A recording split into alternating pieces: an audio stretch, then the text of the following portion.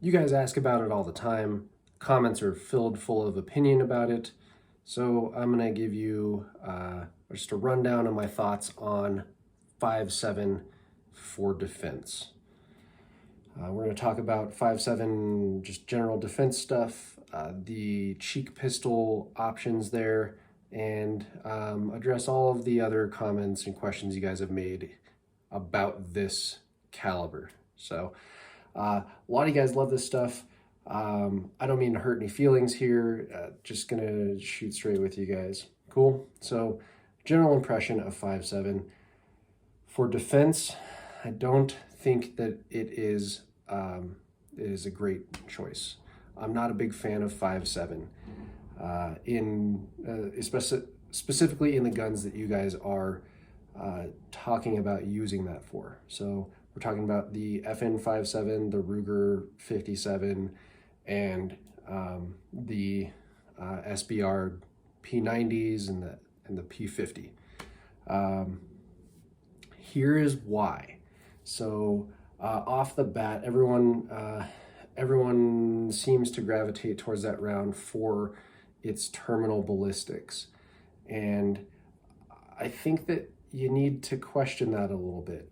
A lot of the published data on the 5.7 is from ballistics testing and from chronograph testing done with a PS90.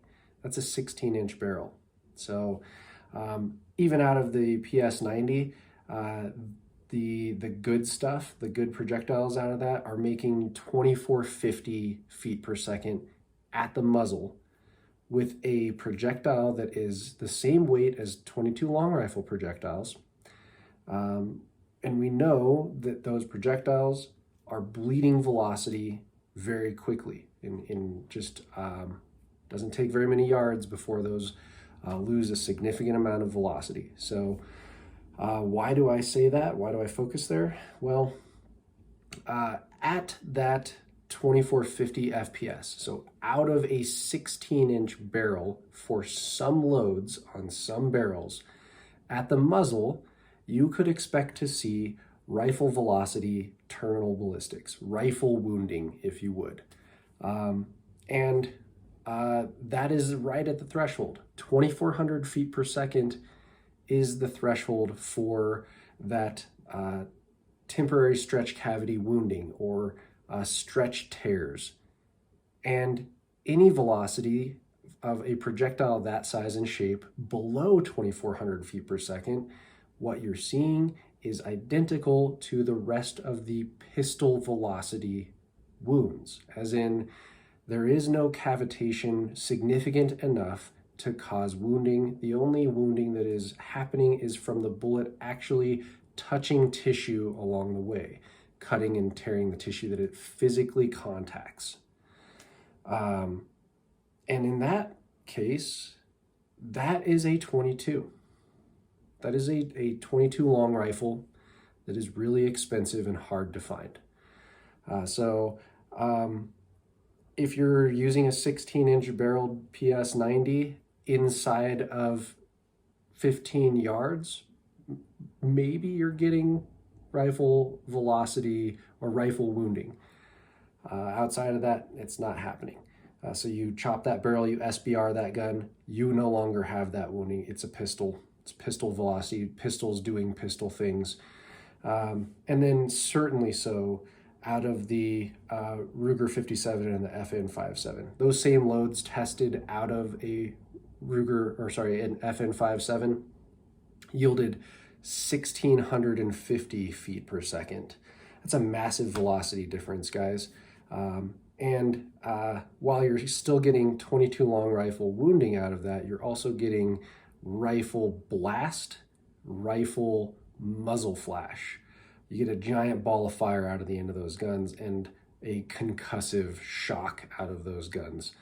They are pleasant recoil, but not pleasant on the ears. So I'm not a fan of those aspects of those guns, especially that cartridge in that style of gun. I don't think you're getting any wins there. Now, if you're looking at it as a pistol wounding projectile doing pistol-y things, well, the best offering for defense ammo that I've seen is the gold dots. And from what I have seen from FBI simulated gel tests, is that you're actually getting a little bit less penetration than a CP33, a 22 long rifle federal punch round will give out of the CP33. You're actually getting a little less penetration than the federal punch 22 long rifle round will give you out of a Ruger LCR snub-nose revolver. So you're getting less penetration, and you're getting essentially the same or maybe just ever so slightly bigger wound channel, but I would say insignificantly so. So yeah, you're also getting the case that is bigger, harder to find, more expensive, and I guess I'll just move on to talking about that. Availability of ammo is awful for that. It's hard to find it locally. It's hard to find it online at any reasonable price, right? So even if you're rich, it's hard to stack that ammo deep enough to where you could shoot for a year at the volume that you should be shooting a defensive firearm to feel confident with it. And if you're not rich, cost already, it kicked you out of that market. So none of those guns are cheap, but you guys asking me to review one, it's probably a no for the foreseeable future. Why? Well, I've spent more on guns to review for you guys and to shoot and play with. But it would cost me more than $2,000 just in ammo for me to shoot that gun enough to give you any kind of idea, an honest assessment of the gun's reality. What I see with the vast majority of you guys who own something in 5.7 is that you haven't shot that gun enough to actually know if it is reliable. I have talked to a few of you guys who I know actually can afford and do shoot 5.7 in quantities to know the reliability. What I'm talking about there is like having put more than 2,000 rounds through the gun, having put more than just a couple hundred of a defense load through that gun. And from what I hear is that all of these guns have significant reliability issues. That's a problem. I mean, it's a problem. Reliability is a problem for the 22 crowd, but the CP33, at least I can shoot that gun enough to know exactly which ammo it likes, exactly the cleaning schedule that I need to keep it on for it to run reliably for me. And I can shoot it enough, more than 10,000 rounds now, to know that it'll hold up and it will perform if I do these things for it. I can learn the issues of that gun. For you 5.7 guys, that is $5,000 worth of, at minimum, right? $5,000 worth of learning just in ammo that you'd have to do to get a feel for that gun. So from what I've heard from the folks who do shoot those guns a lot, I've heard more than one account of the Ruger 57 having trigger reset failure in the first 100 rounds. Not awe-inspiring there. The FN67, I have heard multiple accounts, right? This gun is a little older, so there's a little bit more data out there, but I've heard more accounts of fragility of magazines and feeding and extraction issues and them needing to be run cleaner. Now, is that the end of the world? No, but those are 22 long rifle issues, guys. If you're getting 22 caliber, 22 long rifle wounding out of a gun, and you're getting less than what is available 22 long rifle capacity, and you're getting more blast and more noise, I mean, why not just shoot 22 long rifle? Why not? I mean, why not just shoot the CP33 and, you know, go buy 3 CP33s and vet them and find, you know, if you get a lemon, right? Oh well, you still end up cheaper than if you bought a single 5.7 pistol and actually shot enough to know. So yeah, for the FN and the Ruger 5.7 pistols, that's the reliability stuff I hear.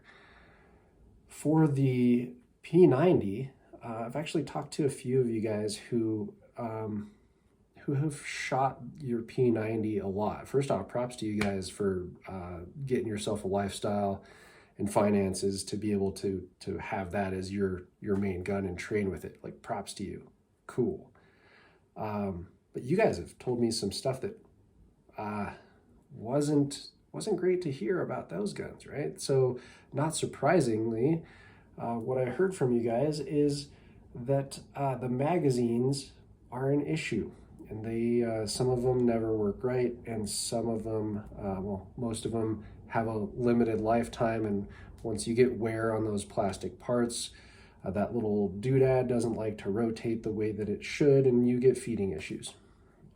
I'm not surprised at all to hear that. You know, I understand you could buy a lot of magazines and throw them away and test your gear and stuff, but I will say for the vast majority of people, you guys are not wealthy enough to do that. Just, you're not going to know if you have crap gear because you can't shoot it enough to find out. It's a bummer. A whole lot of comments I got about P90s in general, just like cheek pistols are pointless because the P90 exists and it does everything that the cheek pistols do. Now I'll address that. Flat out, no. The P90, the SBR variant, right, of the PS90, and the real deal P90, that's a 19.9 inch gun. And that's shorter than most rifles, but that is not exactly a short PDW by today's standards. So it's not exactly short, it's not exactly light, it's not exactly compact. You're not getting rifle terminal ballistics out of it with that short barrel. And the manual of arms is something that is just its own thing entirely. Not good or bad, but you're not getting crossover training there. And the reliability issues there if you're going to shoot it a lot. But the main issue is that length, right? People are upset about that. That's a short gun and it's just as compact when you're moving through tight spaces, structures, vehicles, stuff like that. It is not. Here's a photo of me with a good sighted and braced position on the KPOS Glock that I have. That is a firing position that I could easily manage 0.14 splits on inside of like 10 yards and easily manage that 0.2, 0.25 splits probably out to about 25 yards. That is what, 21 inches overall, like shooting platform length, me plus the gun, the way that I would shoot it.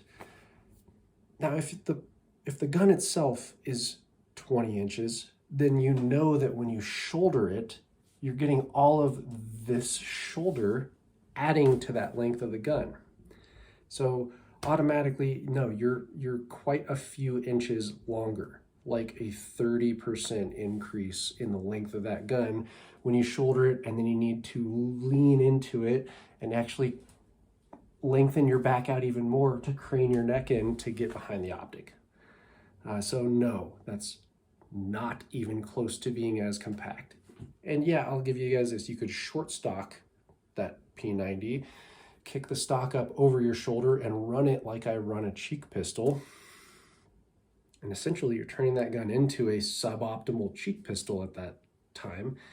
The reason I say suboptimal is because you have that huge standoff with the stock that is a hang up that is making you like move your head and cant your head around. It's not something that you can intuitively bring to the eye. You're still having to stretch your eye to the optic when you run the gun over the shoulder like that.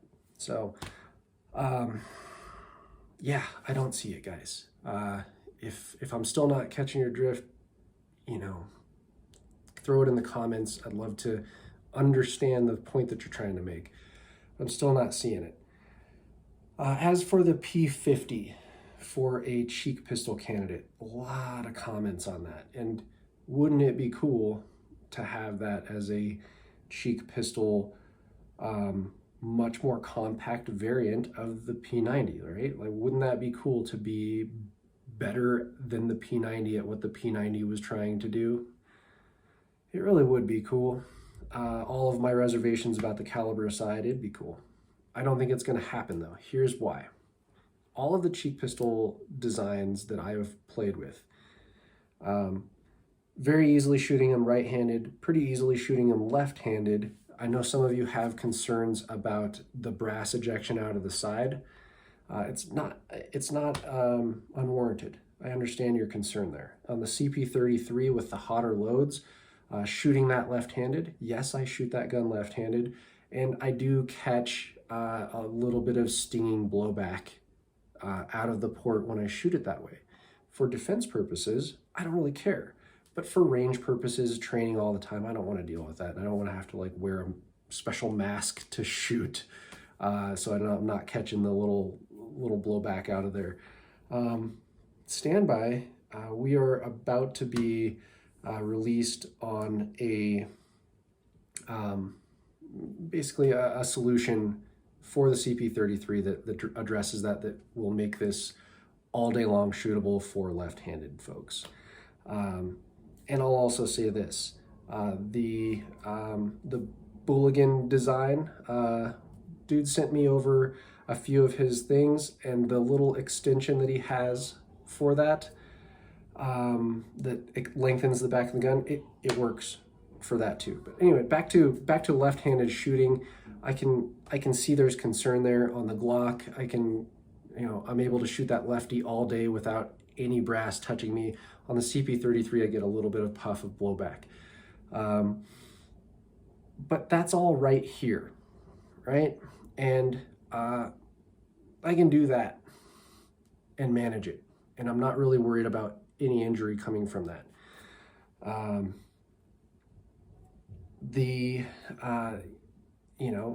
If the gun is functioning well, if a gun blows up, injury is going to happen. If a gun is in your hand and it blows up, that happens. But for shooting it normally and the gun's functioning, I'm not really worried about brass kissing my tips of my lips or brushing the tip of my nose. It's not going to be an issue. I've not seen that. And I have a serious concern about cheeking the P50. The P50's ejection port is at the top of the gun, shooting brass upwards, right where I would rest my cheek. So if I lean that gun too far in and cant it while I'm shooting it, like so, I'm going to be ejecting hot brass that will sear my cheek, and it will likely induce a malfunction in the gun because it's going to clog the ejection port. If I am shooting that just a little more upright, I now have the ability to shoot brass behind my glasses and all of the hot gas that's going to come out of there too, up directly into my eye. I'm not really excited to even try that. I have concerns about the safety of trying that, and not really a fan. So probably not going to see a 5.7 gun test from me for all the other reasons, but you're probably not going to see a P50 test from me for that reason. Now, you want to put a little extension on the P50 and get that ejection port in front of your face. I think you mitigate some of that, but top eject guns, I'm just not a fan. So there it is, guys. Longer video. Thank you for watching, and thank you for your support. You guys are helping me out on Patreon, and I love it. I appreciate it. This is the main gig now. This is what I do. And you guys are allowing me to do that, so thank you. If you want to help keep this going, go on Patreon, show me some love there. If you sign up at the all access level, you're going to get access to content that no one else has. So you get a little extra from me. That said, I'll say, okay, thank you guys. Keep training. Stay safe.